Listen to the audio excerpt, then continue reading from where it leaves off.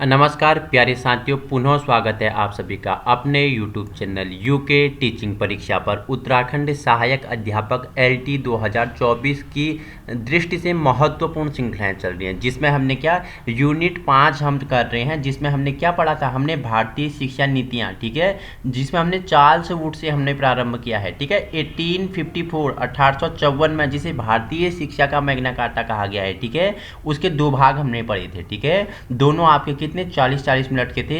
उसके बाद क्या राधा कृष्णन आयोग, जिसे विश्वविद्यालय आयोग कहते हैं, 1948 से 1949 तक, उसके बारे में परिचर्चा की। उसके बाद 1952-53 का हमने क्या माध्यमिक शिक्षा आयोग, जिसे मुदाइलर शिक्षा आयोग कहा गया है, ठीक है। उसके बाद हमने परिचर्चा क्या की थी, हमने राष्ट्रीय शिक्षा आयोग, जिसे कोठारी आयोग के नाम से जानते हैं, 1962 और 64 के बारे में परिचर्चा की थी। और आज आपके लिए है राष्ट्रीय शिक्षा नीति 1968 के बारे में हम परिचर्चा करने वाले हैं। यूनिट 5 के बारे में हम क्या करेंगे, कंप्लीट परिचर्चा कर रहे हैं। उससे पहले यूनिट हमने फर्स्ट, सेकंड, थर्ड, फोर्थ और फाइव्थ सभी के वीडियो आ चुकी हैं। वीडियो प्रारंभ करने से पहले पढ़ो लिखो है दीवारों पर मेहनत कस का नारा, पढ़ो पोस्टर क्या कहता है वो भी दोस्त तुम्हारा, पढ़ो अगर अंधविश्वासों से पाना है छुटकारा, पढ़ो किताबें कहती है सारा संसार तुम्हारा। क्या बोल रही हैं, पढ़ो बोल रहा है, पढ़ो, पढ़ना है, किताबें कहती हैं सारा संसार है तुम्हारा, ठीक है। तो जुड़ जाइए एक सकारात्मक ऊर्जा के साथ, कॉपी कलम उठा लीजिए और वीडियो उन लोगों तक पहुंचाने की कोशिश करें जहां संसाधनों के अभाव है, ठीक है। उन मित्रों तक जो एक अच्छी तैयारी करना चाहते हैं और संसाधनों के अभाव में जी रहे हैं, ऐसे क्षेत्र में जी रहे हैं जहाँ इंटरनेट हो गया, ठीक है, इंटरनेट हो गया, बिजली लाइट हो गया, अन्य सुविधाओं की क्या है परिवहन हो गया, ठीक है। हर सुविधाओं की क्या है कहीं ना कहीं अभाव है, लेकिन वो पढ़ना चाहते हैं, वो मेधावी हैं, एक अच्छा अपने को क्या करना चाहते हैं, सुदृढ़ बनाना चाहते हैं, अपने भविष्य को मजबूत करना चाहते हैं। तो PDF और वीडियो उन लोगों तक शेयर करने की कोशिश करें। हमारा उद्देश्य ही क्या है, आप सभी को निःशुल्क शिक्षा प्राप्त करना है। आपको पूरा फ्री कोर्स दे रहे हैं हम, ठीक है, पूरा सिलेबस फर्स्ट पेपर का फ्री कोर्स विथ PDF, ठीक है, विथ PDF हम यूट्यूब पे करवा रहे हैं। कहीं पे भी यूट्यूब पे आपको मिलना मुश्किल है। देखो सिलेबस वाइज सिलेबस बुक्स से उठाया है, ऐसा नहीं कि अपने हाथ से PPT नहीं बनाया है, क्योंकि आप देखोगे तो समझोगे, ठीक है, कि हाँ जो किताब में है वही हम पढ़ रहे हैं, जो हमारा सिलेबस है उसी के बारे में हम चल रहे हैं। बाकी की PDF की क्वेरी रहती है, देखो जितने भी वीडियो पढ़ चुके हैं उनके नीचे टाइटल के नीचे मोर ऑप्शन, मोर के नीचे डिस्क्रिप्शन में जाओगे तो सबसे नीचे PDF प्राप्त करने के लिए यहाँ क्लिक करें करके ऑप्शन होगा, लिंक को ओपन करोगे तो ड्राइव वाला फोल्डर ऑफलाइन ओपन होगा, वहाँ से आप PDF डाउनलोड कर सकते हैं, ठीक है। नहीं तो आप टेलीग्राम ग्रुप में भी जुड़ सकते हैं, वहाँ भी आपको क्या इसका PDF मिल जाएगा। तो आइए अधिक समय व्यस्त न करते हुए परिचर्चा करते हैं नेशनल एजुकेशन पॉलिसी 1968 के बारे में, ठीक है। तो बता दूं कोठारी आयोग 1964 से 66 हमने पढ़ लिया था, ठीक है।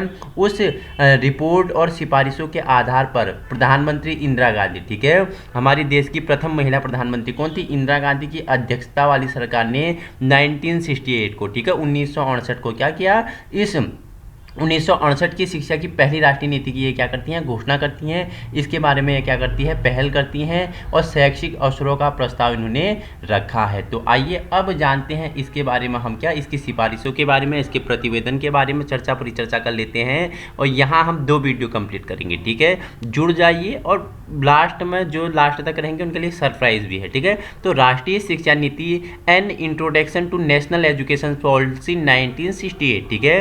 तो कोठारी आयोग बता दिया 1964-66 में डॉक्टर DS कोठारी की अध्यक्षता में होती है, ठीक है, ने अपनी रिपोर्ट भारत सरकार को 29 जून 1966 ईस्वी को प्रस्तुत की थी, ठीक है। 1964 को तो कोठारी आयोग का प्रस्ताव आ गया था, लेकिन अपनी रिपोर्ट की अपना प्रतिवेदन भारत सरकार को कब, ये 29 जून 1966 को प्रस्तुत करती है। लगभग 9 महीने बाद भारत सरकार ने 5 अप्रैल 1967 ईस्वी को संसद सदस्यों की एक समिति का गठन किया और इस समिति को 3 कार्य सौंपे, ठीक है। 9 महीने के बाद 1966 के बाद ये क्या, 9 महीने के बाद 5 अप्रैल 1967, ये डेट याद रखना आपके लिए, डेट इंपोर्टेंट है, ठीक है। 1964-66 कोठारी आयोग का डेट इंपोर्टेंट है और इसने अपनी रिपोर्ट कब की, कोठारी आयोग ने 29 जून, इंपोर्टेंट है, 1966 में, ठीक है। आप मुझे बताना कोठारी आयोग का जो प्रतिवेदन था वो कितने पृष्ठों का था, मैंने बताया है जिसने पहली वीडियो देखी है वो मुझे बता देगा कितने पृष्ठों का था, 244, 747 या 545, बताना मुझे, ठीक है, कि कितने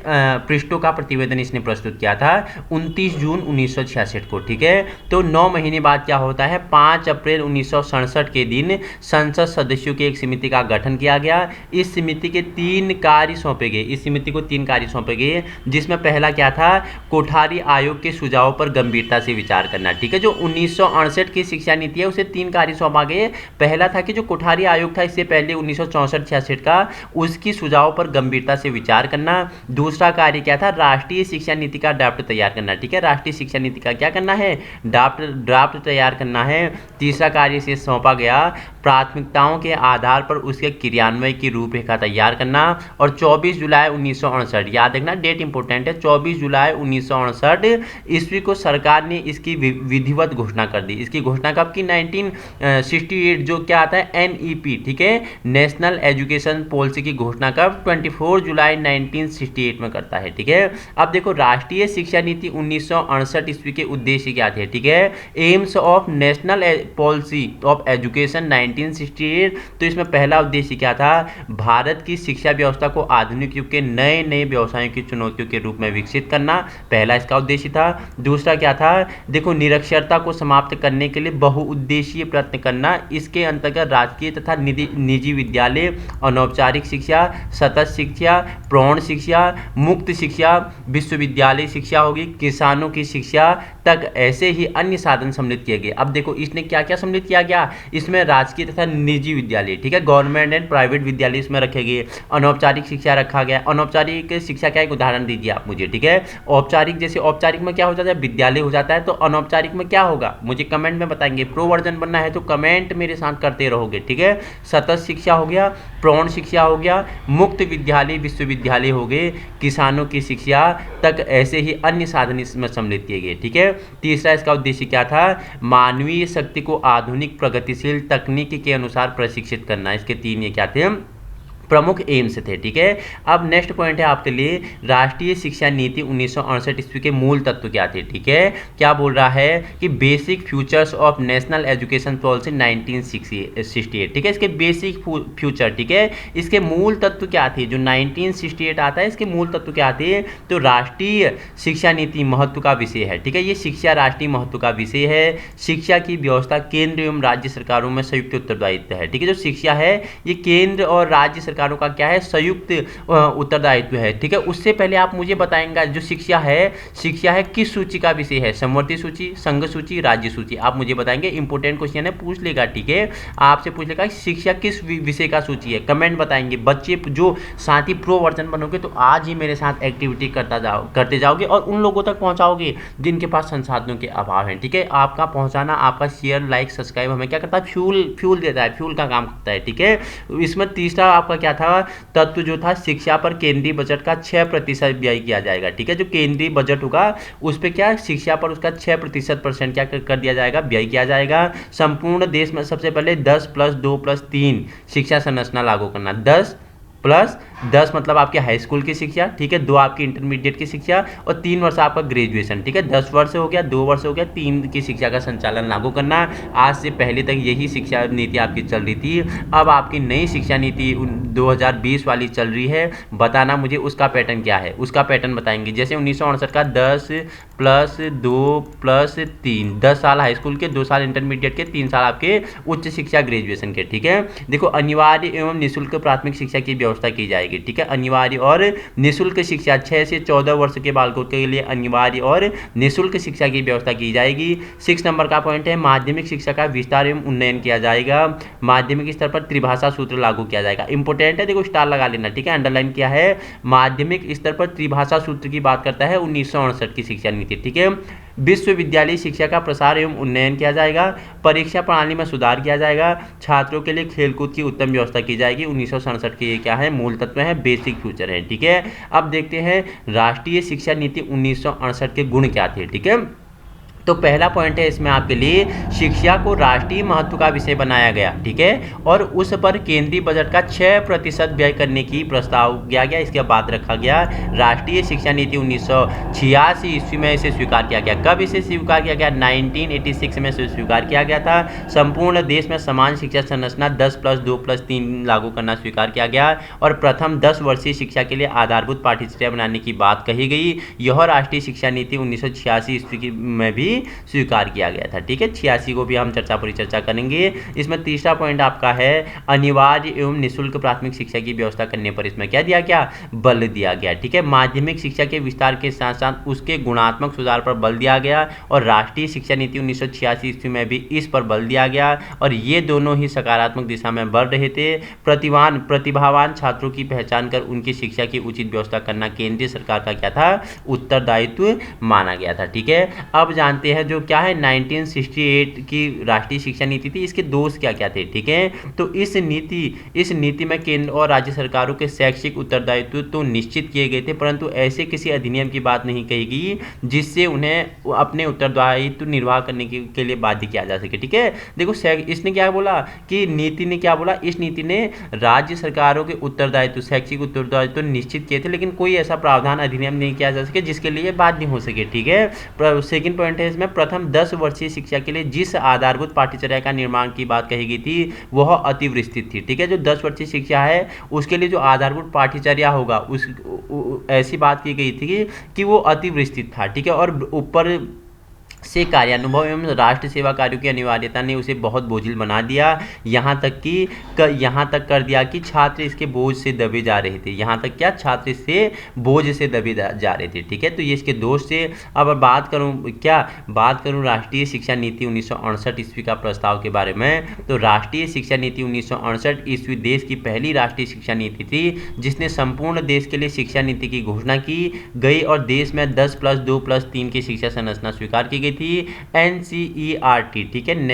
NCERT स्थापना कब होती है? 1 अप्रैल 1961 को। NCERT की स्थापना कब होती है? 1 अप्रैल APRIL, ठीक है, 1 अप्रैल 1961 को NCERT की स्थापना होती है जिसने 10 वर्षीय शिक्षा की आधारभूत पाठ्यचर्या का निर्माण किया और राष्ट्रीय शिक्षा नीति 1968 ईस्वी और 1979 ईस्वी में जो थोड़ा सा बहुत अंतर दिखाई देता है वह केवल भाषाई अंतर था, ठीक है। तो ये 1968 का जो शिक्षा नीति से इंपॉर्टेंट फैक्ट थे, ठीक है। इसके एम्स हो गए, उद्देश्य हो गए, दोष हो गए और इसकी स्थापना हो गई, इसका प्रतिवेदन हो गया। इसके बारे में हमने परिचर्चा कर ली है। इसके बाद आता है आपका राष्ट्रीय शिक्षा नीति, ठीक है। NEP 1979, ठीक है। नेशनल एजुकेशन पॉलिसी 1979 आता है। राष्ट्रीय शिक्षा नीति 1979 ईस्वी, इसके बारे में भी परिचर्चा कर लेते हैं। ये भी आपके लिए थोड़ा इंपॉर्टेंट होगा क्योंकि ये दोनों एक जैसे हैं, ठीक है। देखो, प्रधानमंत्री इंदिरा गांधी ने राष्ट्रीय शिक्षा नीति 1968 ईस्वी को लागू करने पर अनेक बार बल दिया,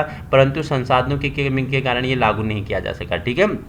1968 जो राष्ट्रीय शिक्षा नीति है इसे लागू करने के बहुत प्रयास किए गए। किसके द्वारा? जो हमारी प्रधानमंत्री उस समय थी श्रीमती इंदिरा गांधी, लेकिन ये उस समय क्या संसाधनों की कमी के कारण ये लागू नहीं हो पाई। तभी केंद्र में जनता दल सत्तारूढ़ हो गया। केंद्र में क्या जनता दल सत्तारूढ़ हो गया और मोरारजी देसाई क्या बन गए? प्रधानमंत्री बने। और उसी के कुछ दिन बाद मोरारजी देसाई ने 10+2+3 के स्थान पर 8+4+3 की शिक्षा रख दी, ठीक है। देखो क्या हो गया, 1968 के बाद जब 1979 आता है तो क्या होता है? तो जनता दल सत्तारूढ़ हो गया और मोरारजी देसाई प्रधानमंत्री बन जाते हैं और उन्होंने क्या 10+2+3 के स्थान पर 8+4+3 की शिक्षा की बात कही। प्रथम 8 वर्षीय शिक्षा को अनिवार्य एवं निःशुल्क करने की बात कही, ठीक है। जो 8 वर्ष की शिक्षा है वो अनिवार्य और निःशुल्क करने की बात कही। तत्कालीन केंद्रीय शिक्षा मंत्री कौन थे? श्री प्रताप चंद्र चंदन ने कुछ शिक्षाविदों और संसद सदस्यों के सहयोग से नई राष्ट्रीय शिक्षा नीति तैयार की और अप्रैल 1979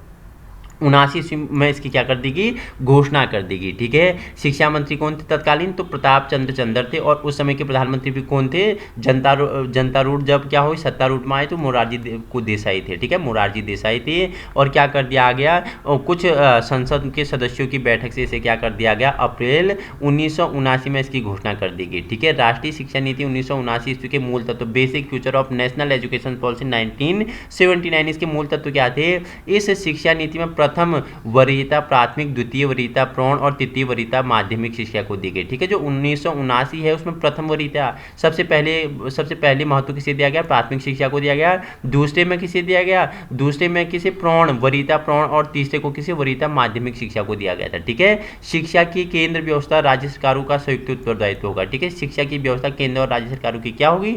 संयुक्त उत्तरदायित्व होगा। शिक्षा की व्यवस्था में व्यक्तिगत प्रयासों को प्रोत्साहन दिया जाएगा। संपूर्ण देश में 8+4+3 शिक्षा संरचना लागू की जाएगी। माध्यमिक शिक्षा को व्यावहारिक रूप दिया जाएगा।